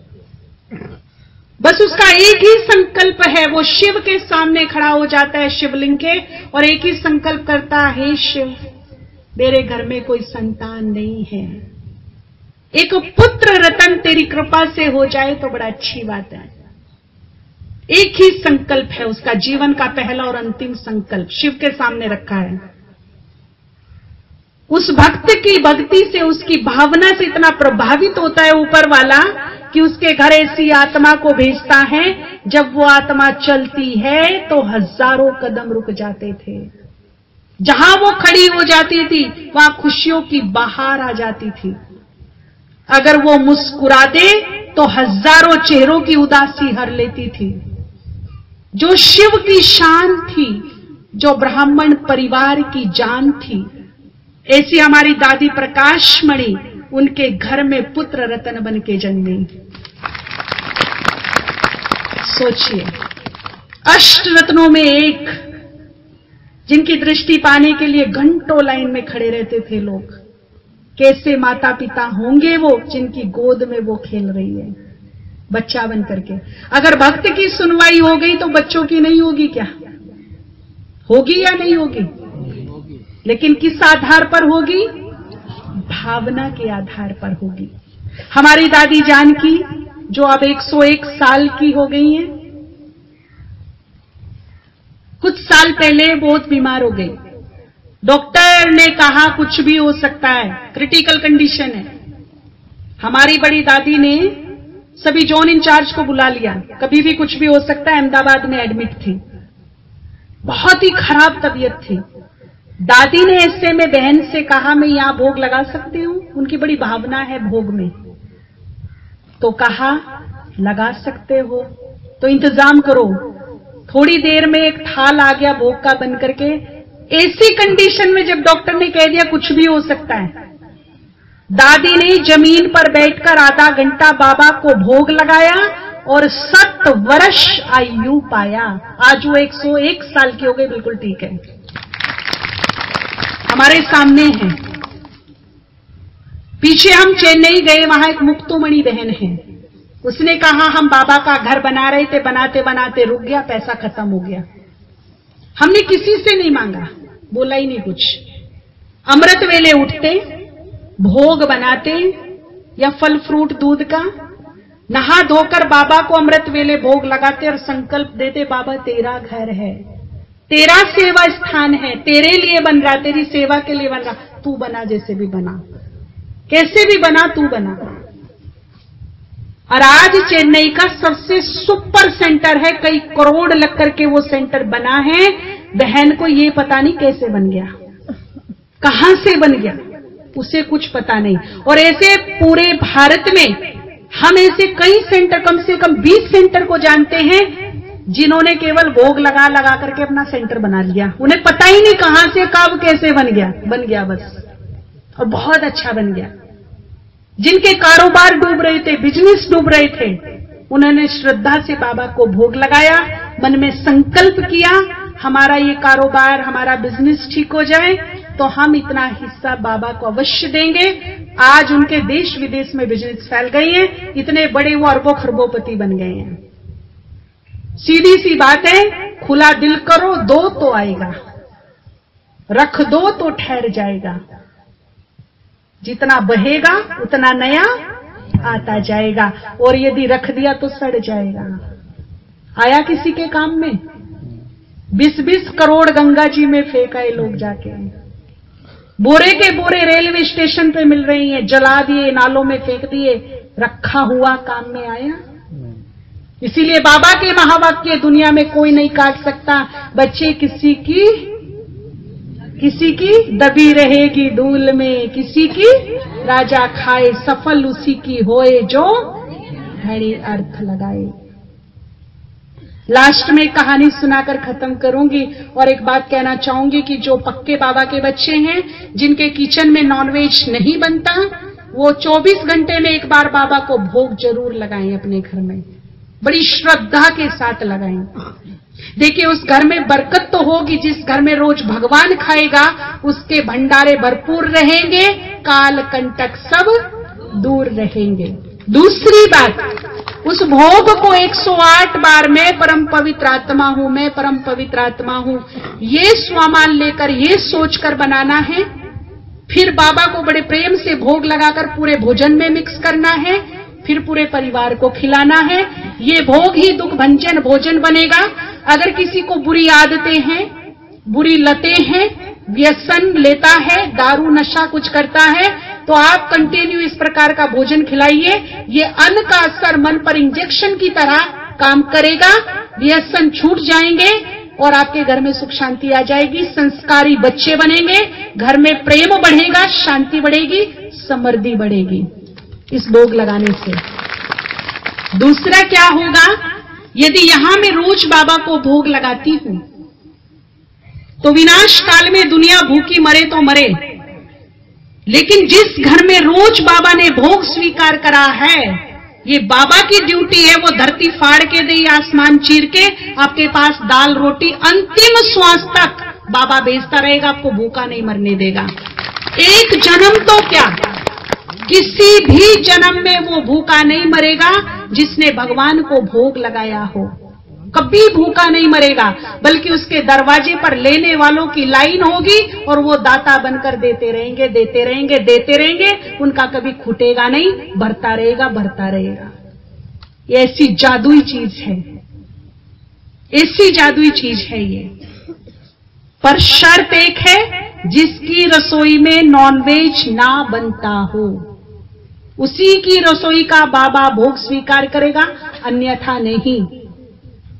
अगर ऐसी प्रॉब्लम किसी के घर में है तो वो महीने का महीना इकट्ठा करके सेंटर पे अपना एक बार भोग लगवा सकते हैं।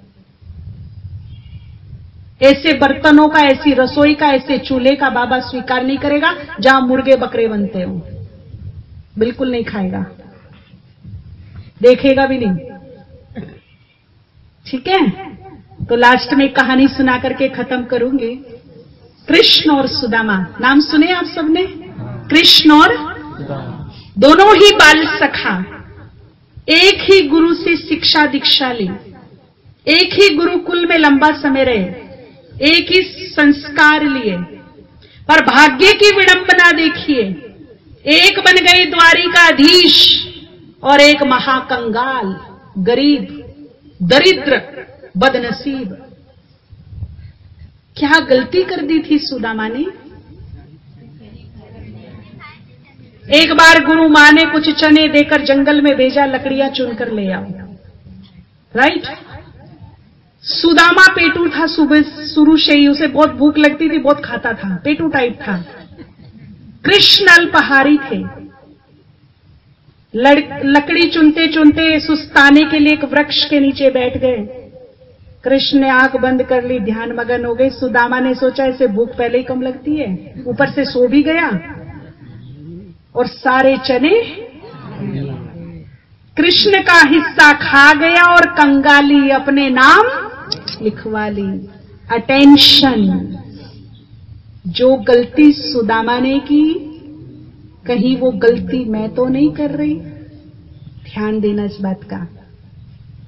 कहीं मैं रोज रोज भगवान का हिस्सा तो नहीं खा रही? खाना चाहिए, खाना चाहिए। उसने मेरी थाली में 2 रोटी रखी है, उसका हिस्सा सम्मान सहित एक निवाला निकालने की ताकत मुझमें नहीं है क्या? नहीं है। उसने मेरी पॉकेट भरी है सम्मान सहित, इतना सा हिस्सा उसका निकालने की ताकत नहीं है मुझमें? उसका तो छोड़ो, अगर मैंने किसी और का भी हक मारा यहां, तो एक ना एक दिन जरूर देना पड़ेगा, विद पनिशमेंट देना पड़ेगा। आज नहीं तो कल। ना हम भगवान का हिस्सा और ना किसी और का हक, किसी का नहीं, देना ही पड़ेगा, बच नहीं सकेगा कोई। आज नहीं तो कल देना ही पड़ेगा। जब कृष्ण को पता चलता है कि सुदामा की बड़ी दयनीय स्थिति है, तन पर कपड़े नहीं, सर पर छत नहीं, पेट में अन्न नहीं, भूखों मर रहे हैं, बड़ी बुरी हालत है, बड़ी दया आती। कृष्ण को पता है इसने क्या गलती कर दी थी। उसे संकल्प भेजते हैं, तू मेरे से आकर मिल तो मैं तेरी दरिद्रता ठीक कर दूं। जाना तो चाहता है, पर भारत की एक बड़ी सुंदर कल्चर है कि जब भी प्रियजन के पास जाओ खाली हाथ केवल मृत्यु के समय जाया जाता है। जब भी किसी के दरवाजे पर जाओ, भले 2 फल लेकर जाओ, पर कुछ लेकर जाओ, शगुन होता है, शुभ होता है। किसी के दरवाजे पर खाली हाथ जाना अशुभ माना जाता है। वो तो मेरा प्रिय सखा है, उसके दरवाजे पर मैं खाली हाथ कैसे जाऊं? उसकी धर्म पत्नी वसुंधरा कहती है, देखो मैं कुछ इंतजाम करती हूं, कुछ तो होगा मेरी टूटी फूटी झोपड़ी में। सारी झोपड़ी छान मारती, 3 मुट्ठी चावल मिलते हैं सड़े गले से। कहती ये है बस सब कुछ। अपने पेट में भी भूख लगी है, पत्नी के पेट में भी भूख लगी है, बच्चे भी भूखों मर रही हैं। एक तरफ चावल की तरफ देखता है, एक तरफ कृष्ण की तरफ देखता है, क्या करूं? खुद खा लूं, खिला दूं या ले जाऊं?